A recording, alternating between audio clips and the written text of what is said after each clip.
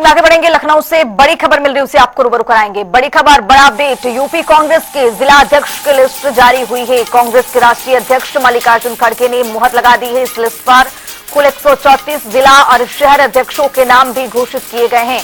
प्रदेश कार्यकारिणी की भी जल्द घोषणा हो सकती है, तो कांग्रेस की ओर से यह लिस्ट जारी की गई है। यूपी कांग्रेस के जिला अध्यक्ष की लिस्ट जारी हुई है, जिसमें 134 नाम शामिल है। कांग्रेस अध्यक्ष राष्ट्रीय अध्यक्ष मल्लिकार्जुन खड़गे की ओर से इस पर मुहर लगाई गई, जिसके बाद इस नामों का ऐलान किया गया। प्रदेश कार्यकारिणी की भी जल्द घोषणा हो सकती है।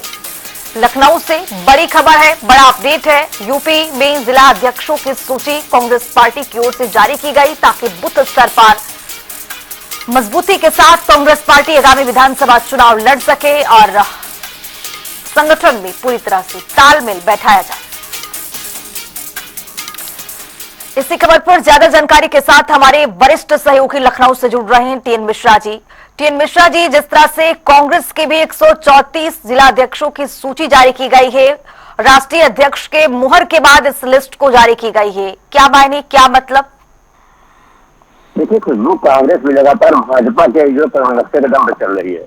ये भी जो जिस तरह भाजपा ने जो हर जिलों में अपने जिला अध्यक्ष, नगर अध्यक्ष बनाए, इसी तरह जिलों में जिला अध्यक्ष बनाए, नगर अध्यक्ष बनाए। और सबसे बड़ी बात क्या है कि साथ में जो है ये जातिगत समीकरणों के साथ पूरी कोशिश की, जहाँ जिसे जैसे वोटर है उसी अनुसार जो है अपने पदाधिकारी बनाए और उसी तरह जो है वर्ग को खास तौर पर दी गई।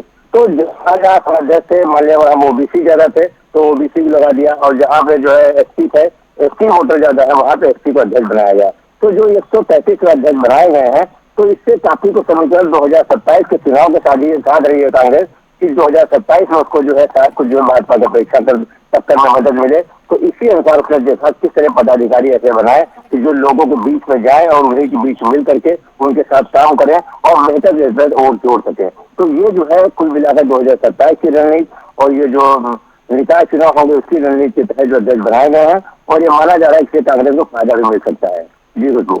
टीएन मिश्रा जी, 134 जिला और शहर अध्यक्षों के जो नाम की घोषणा है यहाँ पर, इसमें किन समीकरणों के साधने की भरपूर कोशिश है? क्या महिलाओं का भी इसमें तवज्जो दिया गया है इस लिस्ट में? जी, महिलाओं को भी तवज्जो दिया गया है, अल्पसंख्यकों को दिया गया है, और साथ में जो है एससी को भी दिया गया है, ओबीसी को भी दिया गया है। और सवाल बहुत कम है, क्योंकि सवालों की संख्या उसी हिसाब से नहीं है जिस हिसाब से की संख्या उसी हिसाब से नहीं है जिस हिसाब से पहले थी सूची में। तो इस सूची को इस बार जो है अजय राय, दूसरी चीज क्या, अजय राय जब अध्यक्ष बने थे तो एक कमेटी ऑलरेडी पहले काम कर रही थी, तो उसको जो है उस कमेटी को अजय राय ने अपने हिसाब से अध्यक्ष बनाए हैं ताकि अगले चुनाव में उनको फायदा मिल सके और अजय राय अपने हिसाब से चुनाव लड़वा सके। तो हर वर्ग को उसमें दिया गया तवज्जो, और महिलाओं को भी तवज्जो मिली है और दूसरे वर्गों को भी तवज्जो दी गई है, लेकिन जातिगत समीकरणों को विशेष ध्यान रखा गया है। टीएन मिश्रा जी, जिस तरह से देखा गया कि जिस तरह से लोकसभा के चुनाव हुए और कांग्रेस पार्टी यहाँ पर सपा के साथ गठबंधन के साथ चुनाव लड़ी थी, लेकिन निकाय चुनाव भी है और आगामी विधानसभा के चुनाव है, क्या ऐसा इन सूची के जरिए क्या महसूस किया जा रहा है? चूंकि पहले से तैयारी चल रही है, थोड़ा सा कांग्रेस पार्टी जो है वो बूथ स्तर पर अपनी तैयारी करने में लगी हुई है, क्या मकसद और मतलब ये है कि निकाय चुनाव और आगामी विधानसभा का चुनाव जिससे पहले की रणनीति को साधने की भरपूर कोशिश हो रही है? हाँ, देखिए, ये रणनीति लगातार बन भी रही है और लगातार देखिए सपा के साथ और कांग्रेस लगातार लगी भी है कि किसी तरह कांग्रेस के साथ उसका तालमेल बना रहे ताकि जो लोकसभा में समीकरण थे वही हो, क्योंकि जो अब ये दूसरे राज्यों में चुनाव में जो हश्र हुआ है, इसके बाद सपा भी बैक फुट पे आई है और कांग्रेस भी बैक फुट पे आई है। तो ये पता चल गया आपस में लड़ाई का नुकसान होगा, तो इसलिए सपा जो है लगातार लगी हुई है कि कांग्रेस से गठबंधन बना है और कांग्रेस भी लगी हुई है। तो ये जो सूची बनी है ये भी जातिगत समीकरणों किसी आधार बनाई गई है, तो जहां जहां उसका वोट बैंक मजबूत होगा वहां जो कांग्रेस चुनाव लड़ने का दावा करेगी और जहां सपा का वोट बैंक होगा वो करेगी। लेकिन इंडिया गठबंधन तहत जब चुनाव होगा ये क्लियर है, और इसीलिए दोनों पार्टियां अपने अपने उस पर जो बूथ स्तर पर मजबूती पे लगी हुई हैं। जी टीएन मिश्रा जी, कार्यकारिणी के भी जल्द इसमें जो सदस्य उनका भी ऐलान हो सकता है, चूंकि ये भी खबर मिल रही है, इसको लेकर कांग्रेस पार्टी की तैयारियां किस तरह की है, किन चेहरों पर ज्यादा फोकस है?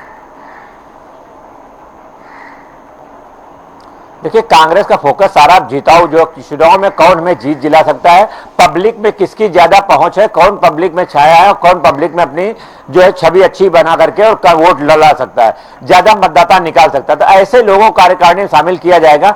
अब की यह माना जा रहा है कि जो पुराना ढर्रा चला वो टूटेगा, क्योंकि अब राहुल गांधी भी थोड़ा मॉनिटरिंग लग गए हैं, प्रियंका गांधी भी मॉनिटरिंग कर रही हैं, तो और खुद मल्लिकार्जुन खड़गे जो है अब प्रदेश स्तर से अध्यक्षों से बात भी कर रहे हैं।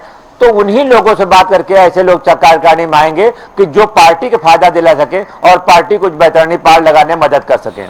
जी खुशबू जी, बहुत शुक्रिया टीएन मिश्रा जी तमाम जानकारी साझा करने के लिए। और आपको बताते चले कि कांग्रेस के राष्ट्रीय अध्यक्ष ने 134 नामों पर मुहर लगाई है। जिला अध्यक्षों की लिस्ट जारी हुई है और कांग्रेस के राष्ट्रीय अध्यक्ष की ओर से इन सभी सूची पर मुहर लगाई गई है। कांग्रेस की ओर से बूथ स्तर पर तैयारी करने के लिए पुरजोर कोशिश की जा रही है, चूंकि निकाय चुनाव भी है और आगामी विधानसभा के चुनाव, और इन चुनावों में कांग्रेस पार्टी अपने आप को मजबूत साबित करने के लिए, अपने संगठन में तालमेल बैठाने के लिए भरपूर कोशिश कर रही है।